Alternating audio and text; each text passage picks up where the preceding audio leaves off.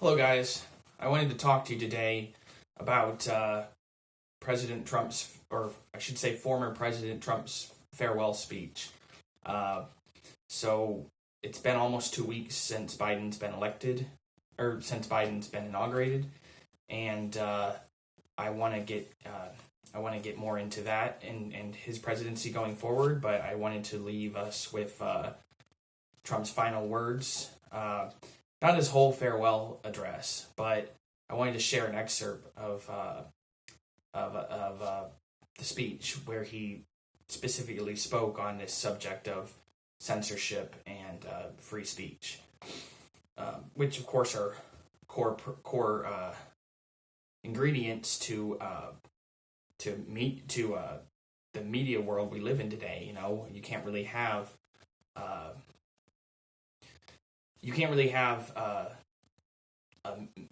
media in the world that the world we live in today just wouldn't, the media landscape wouldn't be the same without free speech and open expression. So anyway, here we go. So he said in his speech, he said, "The key to national greatness lies in sustaining and instilling our shared national identity. That means focusing on what we have in common, the heritage that we all share. At the center of this heritage, it is also a robust belief in free expression, free speech, and an open debate. Only if we forget who we are and how we got here could we ever allow political censorship and blacklisting to take place in America. It's not even thinkable. Shutting down free and open debate violates our core values and most enduring traditions. In America, we don't insist on absolute conformity or enforced rigid orthodoxies and punitive speech codes. We just don't do that. America is not a timid nation of tame souls that need to be sheltered and protected from those of which we disagree. That's not who we are. It will never be who we are." So yeah, I think that was a pretty important segment of his farewell speech. You know, it's of course this was his last chance to speak to us as the President of the United States. So with that carries a level of clout and that wouldn't be there otherwise. And of course, farewell address is historic in its nature because every president does a farewell address to some extent or another. I know Trump was a very untraditional president in a lot of ways, mainly his demeanor and his background. Otherwise, he was a wealthy white man who got into office. In an age, he was older than most presidents. In fact, he was the oldest president when he was inaugurated. That, of course, has been that record's been, of course, completely wiped out by Biden. But so yeah, he doesn't call out any specific organizations who personally went after him with censorship.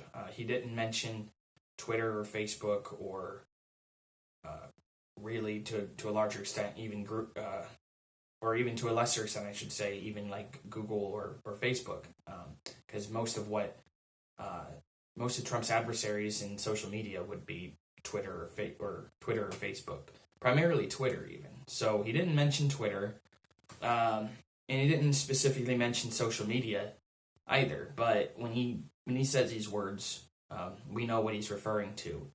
It's going to be it might lose its relevance in future years, not necessarily because not because of the eroding of democracy and free speech necessarily, but definitely because he didn't really refer to a specific company to date his speech and to really, like he didn't target a specific company or a specific issue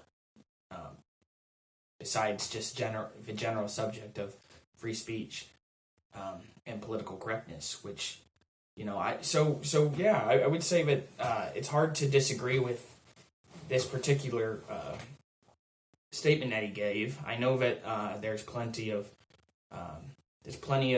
things that you can pick apart in his farewell address and say that aren't based in truth, but this being as as general and as it was, this part that I read out to you guys, it being so general, it's kind of hard for him to screw up telling the truth when it comes to something that he has experienced personally, especially if he speaks about it in a vague way. So yeah, I think that I'll go out on a limb and say that besides the coronavirus itself and Trump's handling of the coronavirus, I think he'll go down most known for that, and also free speech. I think is going to be even more controversial because the pandemic came out of left field and he handled it poorly, but there isn't really a lot of besides other countries and how they're handling it right now, there really isn't a lot to compare to it, and it is like this kind of disease hasn't happened in so long, so even coronavirus isn't as a hot topic of an issue as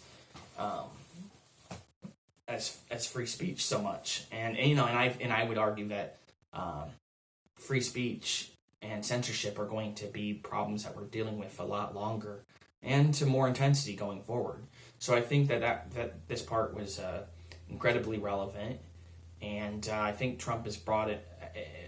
What I like to think of as some of the most important parts of his presidency, I'd say one of the largest things would have to be the dialogue that's been had in the idea of, should we censor him? Should we not censor him? Well, he is the president of the United States. Do we really have the authority to silence him on our platform in a free country? We really don't know what all is going to.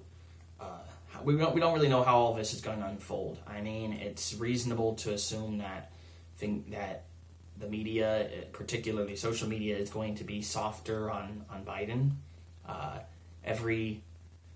Every chance they've had, they've pretty much shown who they prefer in the last election. Even as far back as 2016, this kind of stuff has been going on, but particularly in 2020, they've been cracking down on Trump.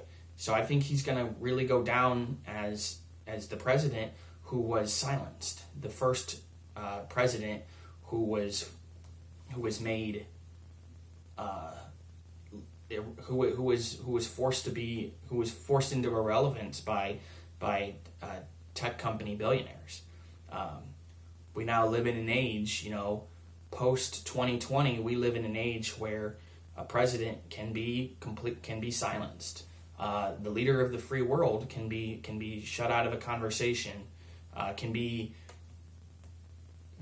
a roadblock set up between the president of the United States and his constituents, the people. We now live in that world. We don't know where it's going to go from here, but it's going to get ugly if people don't start holding these companies accountable. If our law enforcement doesn't, if our politicians and our laws don't hold these companies accountable, it's just going to continue to get worse and worse. And everybody talks like the Democrats are going to have more electability going forward. So it's hard to say if the Republican Party falls into shambles and doesn't produce viable candidates going forward. This problem will persist until it starts to affect the Democrats, because sooner or later, right now, social media has been targeting right-wing groups and political figures particularly hard, but this is going to, the truth is it's going to affect both political groups, both political ideologies eventually. There are right-wing fringe groups. There are just as many left-wing fringe groups as there are right-wing. And the left-wing groups will be targeted next, if in many cases they already have been. So this might be the issue that Trump is most right on. The whole repealing of Section 230 it is a complicated issue, and I agree with that in principle, but it might not. It's the Section 230 thing has really become a big deal, but it's hard to say where things are going to go from here. But you should expect, you should obviously expect more censorship and this kind of thing to go forward, as long as there are such vocal groups out there, as I've spoken about before. These different, there's quite a few liberal groups and figures and civil rights groups who have spoken, who have come out and made statements against the president and his ability to have free speech, or to his ability to speak uncensored, regarding Trump. So yeah, we'll just see where things go from here. But I thought that this was a very nice segment from President Trump, and it was definitely ending things on a strong note there.